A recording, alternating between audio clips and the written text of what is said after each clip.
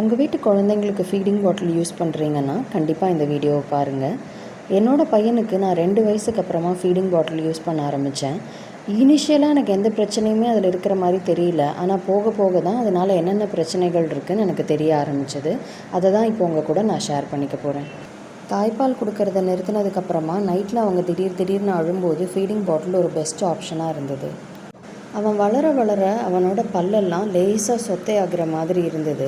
வழக்கமாக பெரியவங்களுக்கு இருக்கிற மாதிரியான சொத்தை இல்லை, முன் வரிசையில் இருக்கிற பல்லில் கூட சொத்தை வர ஆரம்பிச்சது. நான் என் பையனுக்கு சாக்லேட்லாம் அதிகமாக வாங்கி கொடுக்க மாட்டேன். ஆனால் பார்க்குறவங்க எல்லாருமே நிறையா சாக்லேட் சாப்பிடுவானா, அதனால தான் பல்லு சொத்தையாயிடுச்சான்னு கேட்பாங்க.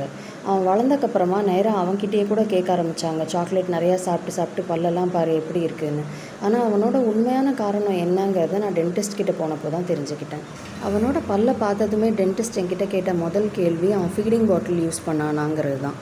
ஆமாம், யூஸ் பண்ணான்னு சொன்னேன். ஆனால் இப்போ அதனால் என்ன பிரச்சனைன்னு கேட்டப்போ தான் டென்டிஸ்ட் சொன்னார், இந்த சொத்தைக்கு காரணம் ஃபீடிங் பாட்டிலில் அவன் குடித்த பால் தான்.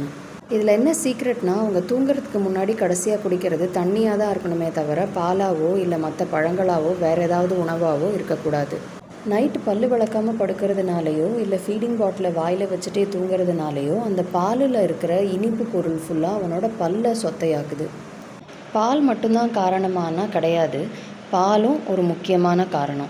அதை தவிர அவங்க இனிப்பாக எந்த விஷயம் சாப்பிட்டாலுமே கட்டாயம் அது அவங்களோட பல்லை பாதிக்கும். அதனால் எப்போவுமே ராத்திரி படுக்கிறதுக்கு முன்னாடி அவங்களோட பல்லை விளக்கிட்டு படுக்க வைக்கிறது நல்லது.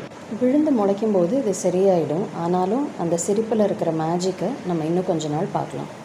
உங்கள் வீட்லேயோ இல்லை உங்களுக்கு தெரிஞ்சவங்க வீட்டில் எங்கேயாவது ஃபீடிங் பாட்டில் யூஸ் பண்ணாங்கன்னா அவங்க கூட கட்டாயம் இந்த விஷயத்தை ஷேர் பண்ணுங்கள்.